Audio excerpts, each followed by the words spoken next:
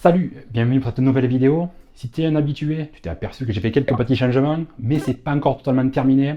Il manque toute la déco et le système acoustique qui va aller devant et derrière moi et qui m'a pas encore été livré. Mais bon, trêve de bavardage, place au test du jour.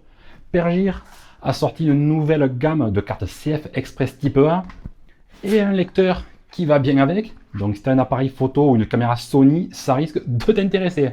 Cette carte CF Express Type 1 fait partie de la série standard, c'est le milieu de gamme chez Pergir. Je vais pas te refaire tout l'historique des cartes CF Express, j'ai déjà fait une vidéo où je t'explique tout, tu sais où va apparaître le lien pour aller voir ça. La carte est livrée dans une bien grande boîte en carton, on a une indication sur la capacité, 256 gigabits pour le modèle que je teste aujourd'hui. On a aussi l'info sur la vitesse maximum en lecture et en écriture. Alors là, c'est simple, c'est 780 mégabits par seconde dans les deux cas. Mais t'inquiète pas, on va voir ça un peu plus tard. Pour continuer le déballage, une petite boîte de transport et de rangement est fournie, ça pourra toujours servir. La carte est moitié en plastique, moitié en métal, c'est plutôt rassurant pour la solidité d'abord. Elle inspire plutôt confiance, en restant raisonnable, elle ne se tord pas quand tu la brutalises un peu. Mais là où c'est mieux, c'est pour éviter la chauffe, parce que la chaleur pourra être dissipée plus rapidement. Sur l'étiquette, on retrouve bien la capacité et les vitesses en lecture et en écriture. Et si tu fais attention, comme sur l'emballage, aucun indice VPG n'est indiqué. Mais là aussi, je vais y revenir un peu plus tard. Enfin bon, voilà pour la carte CF Express Type A. Pour le lecteur CF Express, il est livré dans une boîte plus petite que celle de la carte. Elle a un décor imitation bois, c'est pas commun pour ce type de produit, ça fait plutôt kitsch je trouve. À l'intérieur, on trouve le lecteur, il est très compact, plus petit qu'une carte de crédit. Il mesure 70 mm de long, 50 mm de large pour 13 mm d'épaisseur. Il est complètement en aluminium avec des rainures à gauche et à droite pour optimiser le refroidissement. Et c'est assez efficace parce que j'ai pas constaté de montée en température excessive lors de l'utilisation. À l'avant, il y a la fente pour glisser la carte CF Express. À l'arrière, un port USB-C à la norme 3.1 qui peut atteindre une vitesse maximale de 10 gigabits par seconde, soit 1,25 gigaoctets seconde. Ça devrait être suffisant, il ne devrait pas être saturé. Pergir fournit aussi deux câbles avec le lecteur, un câble USB-A, USB-C et un autre câble USB-C, USB-C. Au fond de la boîte, on a un manuel d'utilisation et c'est tout. Bon, on va maintenant faire chauffer un peu cette petite carte pour voir ce qu'elle en a dans le ventre. Je rappelle que Pergir indique 780 mégabits par seconde en lecture et en écriture, mais en cherchant sur le site de Pergir, on peut voir que la carte supporte une vitesse d'écriture soutenue de 380 mégabits par seconde minimum. Cette donnée est finalement une des plus importantes à retenir, parce que c'est ce chiffre qui va intéresser les vidéastes pour garantir des enregistrements vidéo fluides et de qualité. Donc en connaissant ça, pourquoi Pergir n'a pas certifié sa carte au moins VPG 200, puisqu'elle irait au-delà des 200 mégabits par seconde imposés par cette norme? C'est ce que je vais essayer de savoir. Pour tester les vitesses brutes, je vais utiliser le lecteur de Pergir, puisqu'on n'est jamais mieux servi que par soi-même.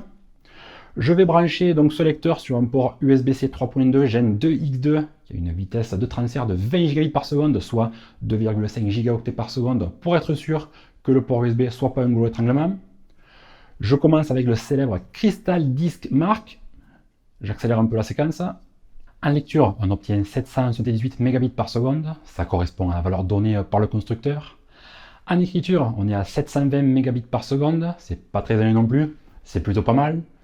Je vais maintenant vérifier avec HD Tune Pro, qui permet de vérifier les vitesses de lecture et d'écriture continue sur une plus longue durée. En lecture, on obtient une vitesse maximum de 606 mégabits par seconde et 445 mégabits minimum. Ça fait une moyenne de 494 mégabits par seconde. On commence à s'éloigner des valeurs théoriques du constructeur.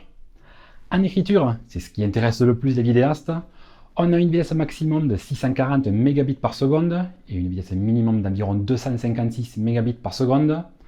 Ça fait une moyenne de 270 mégabits par seconde. On est quand même assez éloigné des 380 mégabits par seconde donnés par Pergir, mais on voit qu'on est au-delà des 200 mégabits par seconde de l'indice VPG 200. Donc cette carte aurait pu avoir la certification. Je continue avec un dernier benchmark, Aja System Test. Avec lui, on va mesurer la cadence maximale que peut supporter la carte en vidéo. En 4K UHD et XAVC 4K, puisque bon, les CF Express Type A sont pour les appareils Sony. Tu pourras enregistrer jusqu'à 306 images par seconde. Et pour le fun, toujours en 4K UHD, mais en ProRes cette fois, tu pourras aller jusqu'à 149 images par seconde. C'est très correct, tu devrais pas être embêté. Avec mon A7 S3, je peux l'utiliser avec tous les réglages, même les plus gourmands. Pas de problème pour filmer en 4K 50, en 422 10 bits à 500 mégabits par seconde. Et celui-là, tu peux voir, je l'utilise pas tous les jours. Ça passe aussi sans brancher pour la 4K 100 et à plus forte raison pour la 4K 25. Pour info, avec cette carte de 256 Go, je peux filmer pendant 3h47 en 4K 25, 422 10 bits à 140 mégabits seconde, pendant 2h37 en 4K 50, 422 10 bits, 200 mégabits par seconde, et pendant 1h49 en 4K 100, 422 10 bits, 280 mégabits par seconde. À titre de comparaison, avec une carte de 80 Go, je suis sur 1h09, 49 minutes et 35 minutes avec les réglages précédents. Pour ceux qui font de la photo et qui utilisent le mode rafale, j'ai fait des tests sur l'A7 IV en réglant RAW non compressé plus JPG Fine en 33 mégapixels. Alors bon, l'A7 IV n'est pas connu pour avoir la cadence de rafale la plus véloce. En mode HI+, il fera seulement les 10 images par seconde. Tu verras, il n'y a aucun problème. Tu peux faire une bonne cinquantaine de photos avant que la carte ne suive plus et que le buffer sature. En utilisant le réglage RAW compressé plus JPG Fine, là ça s'arrête quand la carte est pleine ou que tu n'as plus de batterie. Tu vois que les performances de cette petite CF Express type A de Pergir sont très correctes. J'ai pas grand chose à lui reprocher, même si les valeurs que j'ai mesurées sont un peu éloignées de celles données par le constructeur. En tout cas, j'ai pas eu de problème pendant mes essais en photo et en vidéo. J'ai pas constaté de chauffe excessive. Même après une longue session d'enregistrement vidéo, la grande capacité de stockage est quand même très appréciable, il faut le reconnaître. On regarde moins la petite jauge de la mémoire sur la caméra. Bon, par contre, il faut toujours faire attention à la batterie par contre.